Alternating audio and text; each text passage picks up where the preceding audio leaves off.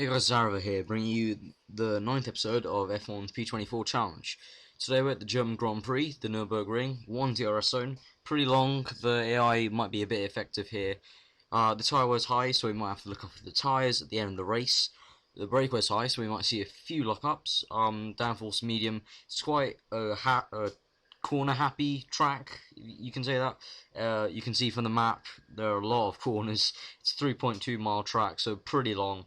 I basically labelled every single corner with the circles. I went a bit mad with the circles on this track, but that's just because in my case I found that I can try and overtake it pretty much nearly every corner here. And also I've highlighted the pit straight because that's quite a long straight. You can easily get up to the 7th gear, max out. So enjoy the videos. So at the back of the grid, Nürburgring, sorry. Let's see how far we can get up. We've got Virgin next to us and two HRTs in front of us, so we're going to try and split them down the middle. Then we've got D'Ambrosio ahead of us, then two caterers of Trulli and Kovalainen. And then the pack's slowing down as they come into this first corner, hit the Virgin a bit. We're going to try and go around the inside of this and go around the outside of this next corner. We're going to cut out all those slow people. We're up to 10th already. Heidfeld there on the right, we're going to squeeze him out. And we've got 9th now, and Schumacher there, going to try the outside. I'm going to try the inside cutting back, and that has worked. So we've squeezed out Schumacher now, so we're 8th. So not too bad. That's how many? 16. Overtake 16 cars behind us now in the first few corners. It's pretty good. Kobayashi in front of us, 7/10 gap. It looks like two cars ahead of him, Lotus and not Lotus, McLaren and Ferrari fighting there in front of Kobayashi, so that they could be easy pickings while they squabble. We can just overtake them like sneaky ninjas or something like that. I don't know what the hell I'm talking about. Kobayashi in front of us now, so we can probably take him into this next braking zone. It's really good for making up time, especially because of the chicane. You have to go in single file. So 4/10 gap. Obviously no DRS on this lap anyway, but we're not going to use it because of the challenge, and no curse. So we overtake Kobayashi and look at Button on the inside both times of the chicane. Can't do it. Oh, we bash tyres. Nope. His gearbox as well. Nope. Couldn't make it happen, but we did get Kobayashi, guys. So we're at 7th place now, second lap, and Button's only 3/10 gap to us. So coming down this braking zone, really long, really hard to get right properly. We went really wide there, but Button, Massa, and then that must be Petrov. We took Heidfeld in the early stages of the race. So looking at Button now, we dived in a bit too late on the brakes, so I had to correct it a bit. So Kobayashi's falling behind nicely, and Button's ahead of us still.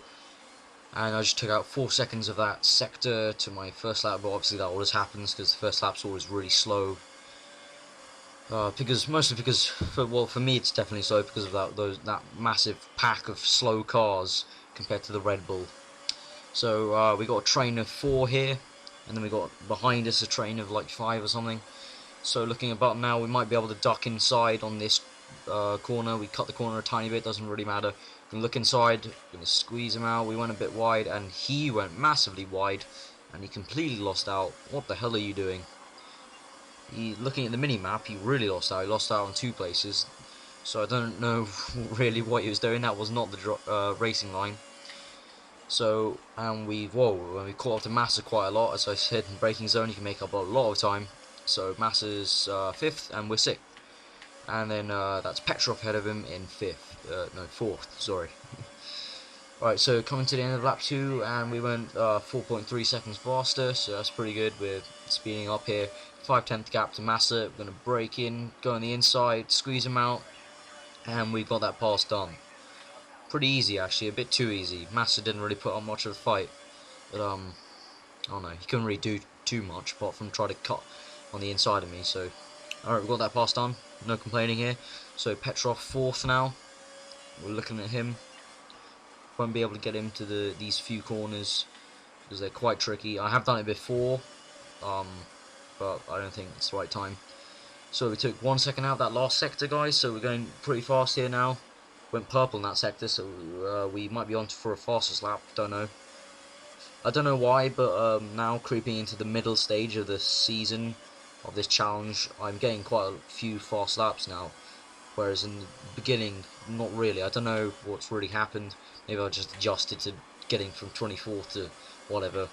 So Petrov banged tyres there. I had to let him go through. That's why we both were the span out. So I can probably get into this braking zone, or maybe even on the straight as we get brilliant drive off the corner and wheel to wheel. But I obviously get in braking zone and go through the chicane, and I hit the bump quite a bit. So we got that move done. So Webber is third now. We're fourth. Pretty good job. Let's see the end of lap 3. What the lap time is. And we went only 1/10 faster. A bit disappointing there. So 3.4 second gap to Webber. So Petrov is 3/10 behind him, so I don't think we'll have a problem with him. So we're looking at Webber now. We've only got 3 laps to do it. It's going to be difficult, but let's try it. And while nothing's really happening, I'm just going to talk about F1 2012, guys, because as I'm recording this, GameSpot just did an interview with Steve Hood and Andy Gray of Codemasters, who make F1, obviously. And they're talking about some really interesting things about localized weather. That's pretty cool. It's sort of like if you remember the Silverstone British Grand Prix race of last year, where I think in the first sector it was like major rain, and then in the second and third sector it was pretty dry, and they're still all on intermediates. Few gambled and went on soft tyres, I think, if I remember. So that's going to be implemented in the game, and that's going to be really interesting because it's just going to make more of a gamble. So, personally, I'd probably usually always take the gamble and just stay out on soft tyres if it started to rain in one sector. I don't know, tell me what you guys think of that localized weather. Pretty interesting, and I completely cut the grass and do a massive vault on that turn, and somehow that's not classed as corner cutting, but putting one wheel off the grass somewhere else on the lap is. Explain. Explain to me, Codemasters, explain. So, yeah, localized weather, I've gone on about that too much, and apparently in a few weeks, when I record this, so I don't know when I'm going to upload this, so it might be now when I upload it, they're going to be talking about new career features that they wouldn't reveal at E3, they were going to keep it secret. So that's pretty interesting. They're going to improve the career mode, which is a massive part of what I do, because I just love playing the career mode. I mean, honestly, no one really plays the online, because everyone gets pissed off, because I don't know why, but you just get all those idiots that just crash into you, don't really know the rules, can't use DRS and KERS right, and they don't know driver etiquette in terms of like qualifying laps and stuff. Like, it just gets a bit annoying. I mean, they're trying to persuade all of us by saying, oh, we're going to make it stricter and, you know, there's going to be punishments. It won't really, I don't think it'll really work, but I mainly play it for career mode anyway because it's more fun. So I really hope they improve the AI there, but I have a feeling they're probably going to be talking about some of the changes in terms of layout, because right now it's quite repetitive.